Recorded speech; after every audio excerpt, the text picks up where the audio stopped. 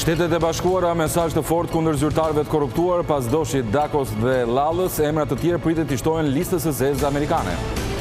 Washingtoni deklaron mbështetje të fortë për strukturën e posaçme antikorrupsion. SBA është në dieni të presionin ndaj kësaj strukture. Parlamenti Evropian debaton për negociatat. Presidenti i Këshillit Tusk e quan gabim historik mbylljen e derës për 2 vendet, të njëjtën miratohet rezoluta. Grabitet me armë posta në fush Bulqiz, një person i maskuar qëllon në ajër dhe merr me forcë rreth 500.000 lekë që ndodheshin në ark.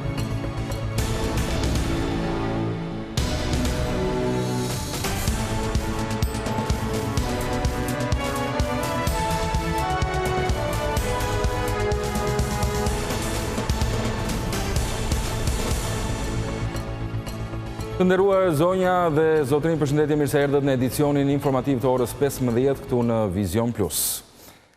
Shtetet e Bashkuara u janë drejtuar me një mesazh të fortë politikanëve dhe zyrtarëve të dyshuar si të përfshirë në afera korruptive. Selia diplomatike amerikane në Tiranë në paralajmërimin e shoqëruar me video thekson se pas doshit Dakos dhe Lallës, të tjera emra pritet të shtohen shumë shpejt listës së zezë. Në reagim thuhet gjithashtu se nga 100 persona të shpallur non grata në SBA, 14 prej tyre janë shqiptar.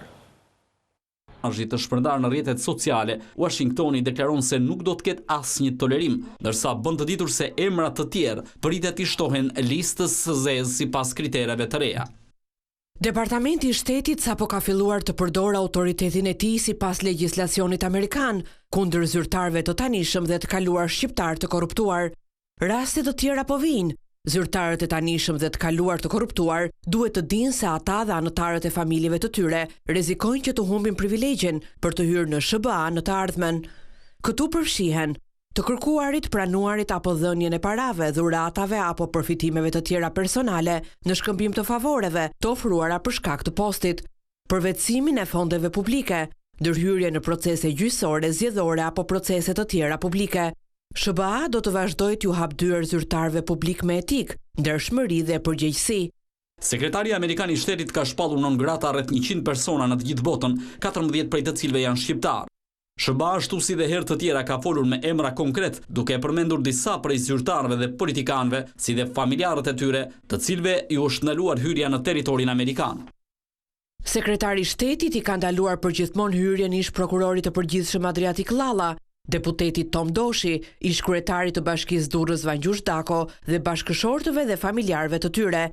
Kjo do të thotë se ata nuk do të marrin kurrë vizë për në SBA. E gjitha fillon me prova të besueshme për korrupsion, kur Shtetet e Bashkuara mësojnë se një zyrtar qeveritar i huaj është përfshirë në korrupsion madhor. Sekretari i shtetit ka autoritetin të përcaktojë individët dhe familjarët e tyre të afërt si të skualifikuar përgjithmonë për të hyrë në SBA. Ky është një ndëshkim i rënd vetëm për zyrtarët më të korruptuar kudo në botë. Në mesazhin e përfaqësisë diplomatike amerikane në Tiranë thuhet se qeveria e Shteteve të Bashkuara është e përkushtuar në luftën kundër korrupsionit dhe respektimin e sundimit të ligjit në mbar botën. Ndërkohë, Shtetet e Bashkuara konfirmojnë edhe një herë mbështetjen për zbatimin e reformës në drejtësi. Zëvendës ndihmën sekretari amerikan për çështjet e sundimit të ligjit, pas një takimi me kreun e KLP-s, tha se Washingtoni do të ofrojë mbrojtje për prokurorët e SPAK. Shtetet e Bashkuara të Amerikës zotohen të mbrojnë prokurorët e SPAK, strukturës së posaçme antikorrupsion dhe kundër krimit të organizuar, e cila pritet të nisë punën së shpejti. Garancia vjen nga zëvendës ndihmës sekretari i shtetit Jordan Andrews, i cili së bashku me të ngarkuarën me punë në Tiranë Leila Mozezons, zhvilluan një takim me kreun e Këshillit të Lartë të prokurorisë Gent Ibrahimi. Shtetet e Bashkuara do të vazhdojnë të mbështesin zbatimin e reformës në drejtësi në Shqipëri. Do t'ju ofrojmë asistencën tonë gjatë punës tuaj. Jemi të ndërgjegjshëm për presionin me të cilin përballet KLP dhe jemi të vendosur t'ju ofrojmë mbështetjen tonë për mbrojtjen e prokurorëve të SPAK. Keni ngritur një bazë ligjore të fortë për institucionet e reja të drejtësisë, e aftë të mbaj larg korrupsionin dhe presionin e politikës mbi këto struktura. Duhet ndryshuar mentaliteti për të luftuar korrupsionin dhe krimin e organizuar në vend, sepse tani do të keni instrumentat e duhura. Nga ana tjetër, kreu i KLP-s Gent Ibrahimi informoi zyrtarin amerikan se po studiohen hapësirat ligjore për ngritjen e SPAK me 8 prokuror tashmë të vetuar dhe 2 prokuror të komanduar nga lista e kandidatëve të kualifikuar, të cilët kanë kaluar vetingun me vendim të formës së prerë.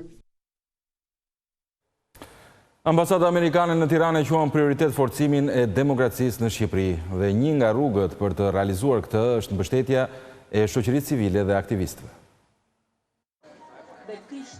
22 tetori njihet si dita kombëtare e aktivizmit, e cila i dedikohet njerëzve dhe nismave që guxojnë të adresojnë dhe përmirësojnë problematikat shqetësuese të shoqërisë. Pavarësisht nga cila zonë vinë, racës, etnisë apo gjinisë të rinj nga e gjithë Shqipëria, treguan luftën e përditshme që ata bëjnë për kauza të ndryshme. Një mesazh inkurajues në ditën e aktivizmit të rinjt morën edhe nga zëvendës ambasadori amerikan në Tiranë, Daniel Koski. Forcimi i demokracisë së Shqipërisë është një përparësi e qeverisë amerikane, e cila po e ndjek këtë qëllim përmes programeve tona, projekteve të zhvillimit dhe mbështetjen për ditën kombëtare të aktivizimit. Një shoqëri civile e fortë shërben si një roje për institucionet përgjegjëse. Kjo mund të sjellë ndryshime të rëndësishme. Avokimi i suksesshëm kërkon vendosmëri edhe kur dështimi duket i sigurt. Ju nxis të merrni përsipër këtë angazhim dhe të punoni për të bërë zërin tuaj të dëgjohet. Ambasada e Shteteve të Bashkuara është këtu për t'ju ndihmuar që të ngrini zërin. Për të dytin vit në qendër të kryeqytetit u organizua edhe panajiri i shoqërisë civile me qëllim promovimin e nismave të organizatave ose individëve të ndryshëm. Parlamenti Evropian ka debatuar mbi vendimin për refuzimin e hapjes së negociatave për Shqipërinë dhe Maqedoninë e Veriut. Presidenti i Këshillit Donald Tusk e quajti gabim historik mbylljen e derës për dy vendet. Të njëjtën parlamenti pritet miratojë edhe një rezolut për negociatat. Procesi i zgjerimit nxiti një debat të vështirë në takimin e krerëve të shteteve në Bruksel më 17 dhe 18 tetor. Ndërsa drita e kuqe për hapjen e negociatave të antarësimit për Shqipërinë dhe Maqedoninë e Veriut është kritikuar gjërësisht edhe në seancën e Parlamentit Evropian këtë të martë. Presidenti David Sassoli ka bërë të ditur se debati për deklaratat e Këshillit Evropian në lidhje me këtë çështje do të përfundojë me një rezolut që do të votohet të njëjtën. Kjo rezolut, në të cilën do të bëhen të qarta edhe një herë qëndrimet e eurodeputetëve, do t'i shërbejë diskutimit në të ardhmen për çështjen e negociatave. Presidenti në largimi i Këshillit Evropian, Donald Tusk, në fjalën e tij ka theksuar sërish se moshapja e negociatave për Tiranën dhe Shkupin ishte një gabim historik që duhet korrigjuar përpara samitit të Zagrebit në maj të vitit 2020. Udhëheqësi zhvillua një debat të vështirë për zgjerimin. Pas rekomandimit të qartë nga Komisioni, një shumicë dërmuese e vendeve anëtare dëshironin të hapnin bisedimet e pranimit me Maqedoninë e Veriut dhe Shqipërinë. Përkundër kësaj, unanimiteti i kërkuar nuk ishte i mundur javën e kaluar. Sipas mendimit tim, ky ishte një gabim, të cilin ua kam thënë dhe udhëheqësve. Tani mund të shpresoj vetëm se liderët do të nxjerrin përfundimet e duhura kur të diskutojnë procesin e pranimit përpara samitit të Zagrebit në maj të vitit 2020. Në fokus të debatit të Parlamentit Evropian ishte edhe veprimi një anshëm ushtarak i Turqisë në Sirinë Verilandore. Askush nuk mashtrohet nga jashtëquajturi armëpushim. Turqia duhet të tërheqë forcat e saj dhe të respektojë ligjin ndërkombëtar humanitar, theksoi Donald Tusk. Fushata elektorale për votimet e 30 qershorit rezulton të jetë më e lira në 3 dekada. Shpenzimet e partive dhe kandidatëve të deklaruara në KQZ janë më të ultat ndër vite, por ekspertët vrejnë se fushatat në fakt janë më të shtrenjta se sa financimet e partive, ndaj dhe duhen verifikuar në detaje.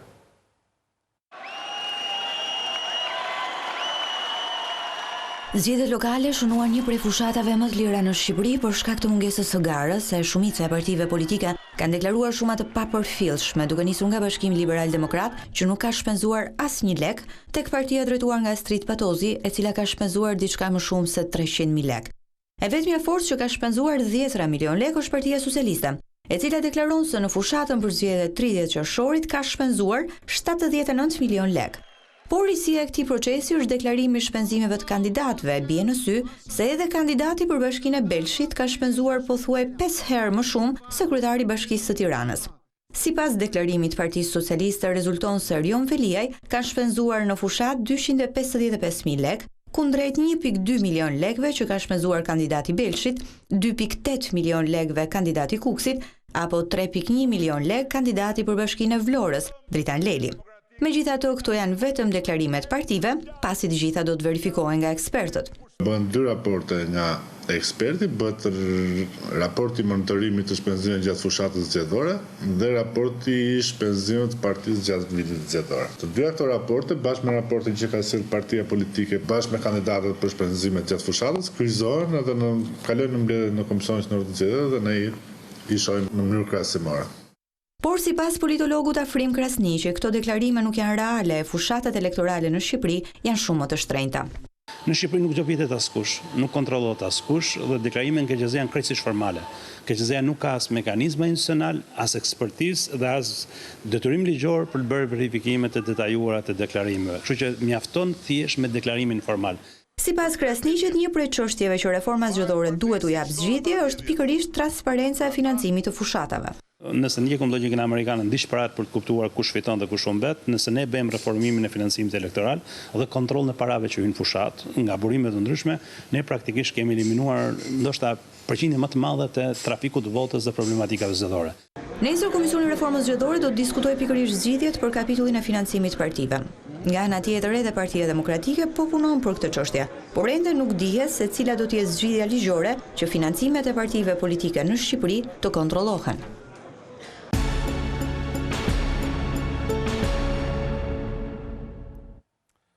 Një person i maskuar dhe i armatosur sulmoi me armë sot në drek degën e postës në Bulqiz. Ai qëlloi në ajër dhe më pas në kërcënimin e armës, mori rreth 500.000 lekë në ark. Grabitësi arriti të largohej, ndërkohë që policia ngriti postblloqe për kapjen e tij. Dega e postës shqiptare në qendër të fush Bulqizës ra prej grabitjes para ditën e sotme rreth orës 11:30. Një person i maskuar dhe nën kërcënimin e armës ka vjedhur një pjesë të shumës që gjendej në arkën e pikës postare. Sipas burimeve dyshohet se shuma e grabitur është rreth 500.000 lekë të rinj. Në momentin e sulmit autori ka qelluar me armë zjarri në ajër dhe më pas ka hapur me forcë derën e postës. Punonjësia nuk ka mundur të bëjë asgjë, ndërsa autori ka mundur të largohet me shpejtësi nga vendi i ngjarjes bashkë me shumën e parave. Policia ngriti pika kontrolli në të gjitha pikat hyrëse dhe dalëse të qytetit për të bërë të mundur kapjen e tij. Kjo nuk është hera e parë që filiale të postës në Bulqiz grabiten. Pak më shumë se një vit më parë u sulmua filiali i postës në fshatin Zeqan, ku agresorët arritën të marrin rreth 1 milion lekë të rinj. Policia e Shkodrës dhe forcat e ndërhyrjes së shpejtë kanë mundur të arrestojnë autorin e krimit në shosh të Dukagjinit. Ai është i afërm i viktimës, ndërsa vrasja dyshohet jetë kryer për shkak të kanabisit. Kjo pasi Lazar Araj kishte informuar policinë për parcelat me kanabis. Arrestohet autori i vrasjes së 55 vjeçarit Lazar Araj në Dukagjin. Ai është djali xhaxhait të viktimës.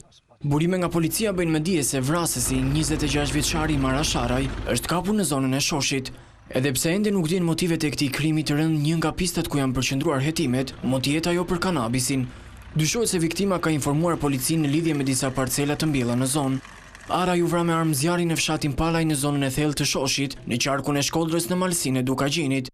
Dyshohet se ati u bë pri dhe u qellua me armë zjarri automatik. 2 nga plumbat i shkaktuan plagët vdekje prurse. 55 vjeçari jetonte në Shkodër, ndërsa kishte shkuar në fshat për të mbledhur prodhimet e vjeshtës dhe po i transportonte me kafsh deri në rrugën kryesore. Lazar Araj u gjeti vrarë në rrugë nga niprit e tij që jetojnë në fshat. Mbrëmjen e së hënës fshati Shosh u blindua nga forca të shumta policie, të cilët kryen kontrolle të intensishme në zonë, derisa arritën të identifikonin dhe kapnin autorin e krimit të rënd. Gjykata e apelit në Vlorë la në burg Mial Kokdhimën pronarin e lokalit në Porto Palermo që dhunoi turistët spanjoll. Në muaj ngusht të këtij viti ai kanosi edhe terrorizoi një familje spanjolle vetëm se ata ishin ankuar për ushqimin, duke refuzuar të paguanin atë që nuk kishin porositur. Seanca u zhvillua mëngjesin e kësaj marte në gjykatën e apelit Vlorë me dyert të mbyllura. Më herët avokati i tij për të lehtësuar masën e sigurisë i paraqiti gjyqtarës disa raporte mjekësore duke pretenduar se klienti i tij vuante nga zemra. Pas incidentit të rënd, IKMT prishi restorantin e Mihal Kokdhimës.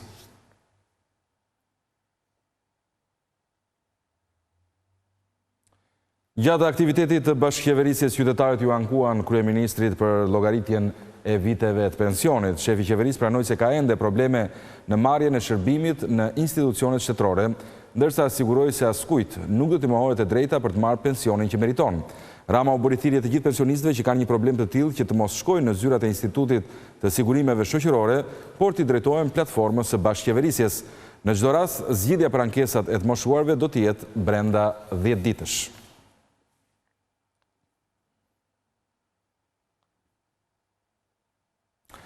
Artistja shqiptare me famë ndërkombëtare Ermonela Jaho do të mbajë sot pasdite një koncert në Tiranë. Këtë radhë sopranoja do të ngjitet në skenë në shenjë solidarizimi me fushatën kundër kancerit të gjirit. Të luftosh për një kauzë e cila ndërgjegjëson gratë në ekzaminimin e hershëm të kancerit të gjirit nuk është vetëm një moto, por edhe misioni çdo femre në vetvete. Sopranoja e skenave më prestigjioze në botë, Ermonela Jaho, do të këndojë sot në kuadër të fushatës së Tetorit të Roz për të ndihmuar gratë e prekura nga kanceri i gjirit në Shqipëri. Dua t'jap atë çfarë mund t'i jap unë si artiste dhe uroj t'jetë një gur i vogël që të vëri atë themelin, një gur themeli për të ndërtuar diçka të madhe, një hap i parë që të tërheqi vëmendjen në ndërgjegjësimin për të njohur këtë sëmundje dhe të mos ndihen në faj. Koncerti simbolik e vëtheksin të gruaja dhe forca e saj për të dalë mban. Të gjithë e dim që të mendosh në mënyrë pozitive apo të kesh këtë lloj projeksioni, të mendosh edhe në tunelin më të errët të shohësh atë dritën, kur askush nuk e shef. Mjafton është e rëndësishme që ti ta ngresh zërin, që edhe nëse të tjerët nuk e shohin atë dritën në tunel, nëse ti e shef, ngrije zërin. Fushata Fjongoja Roz më kujton ka sjellë gjatë këtij viti edhe aktivitete të tjera që kanë sensibilizuar gratë e vajzat për të mos neglizhuar kontrollet diagnostikuese të kancerit të gjirit.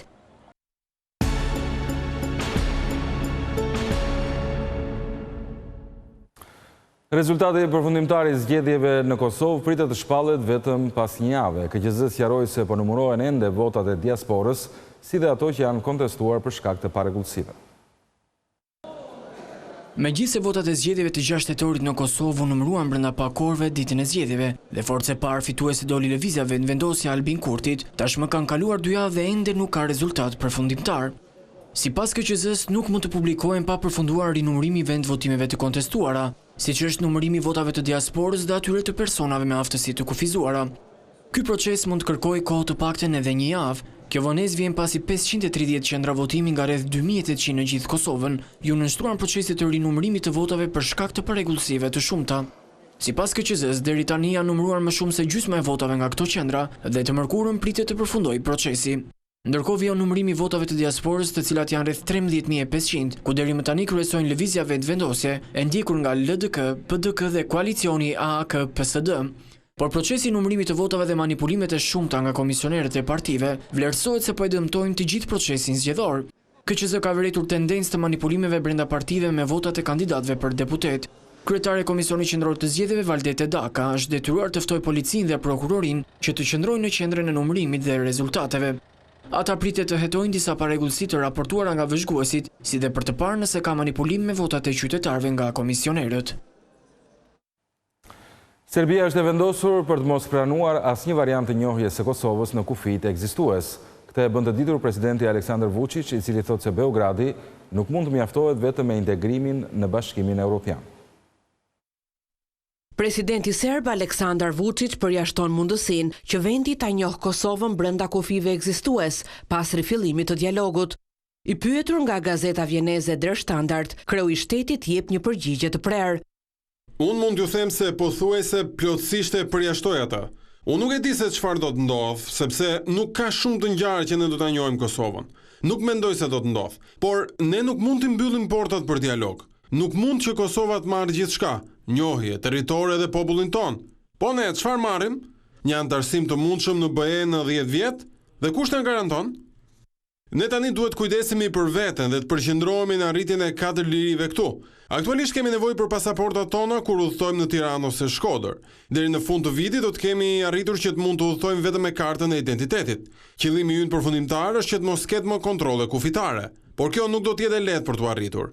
Në të njëjtën kohë ne kemi nevojë për të hequr barrierat dhe pengesat në transportin e mallrave në kufi, pasi kjo do të na lejojë të kursejmë më shumë se 7% të kostove të operimit. Dhe ne po punojmë për të siguruar që lejet e punës të lëshuara në Shqipëri do të jenë të vlefshme edhe këtu në Serbi. Deri në fund të vitit 2022 mund të ishte realiste. Aleksandar Vučić pranon se perspektiva e Serbisë është në familjen europiane, por bën të qartë se vendi i tij nuk do të jetë vetëm me syt nga Brukseli. Ne kujdesemi për veten tonë. Ne duhet zgjidhim marrëdhëniet tona në rajon. Ne gjithashtu kemi marrëdhënie të mira me Kinën, Rusinë dhe Turqinë. Ky nuk është një plan B, por nuk do të filloj të qaj ose të bëj grevurie jashtë ndërtesave në Bruksel për të hapur 1 ose 2 ose 3 kapituj. Unë nuk jam një ëndrrymtar, por shumë racional. Presidenti i Serbisë kishte edhe një mesazh për kryeministrin e ardhshëm të Kosovës Albin Kurti, për të cilin tha se deklaratat e tij janë më keq se ato të Hashim Thaçit apo Ramush Haradinajt.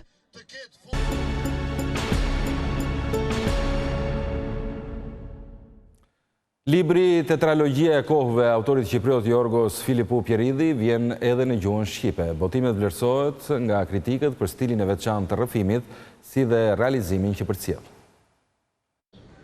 Që të njohësh një këmbë, duhet të dëgjosh zëra që vijnë nga provinca dhe deshifrimet e historive që përjetojnë çdo ditë. Nëpërmjet veprës Tetralogjia e kohëve e autorit shqipriot Jorgos Filipu Pieridi kuptohen detajet të së shkuarës dhe të së ardhmes, njëkohësisht edhe përjetimet emocionale të personazhit protagonist, i cili pëson disfata ndërkohë. Këto tregime më kujtojnë stilin e Çehovit, shpreh kritiku letrar Yllia Taliçka, i cili thekson se është më mirë të lexosh këto tregime sesa mira faqe histori. Shikues nderuar, ishte gjithçka për edicionin informativ të orës 15 këtu në Vizion Plus. Bashkë kemi përfunduar tu. Mirupafshim.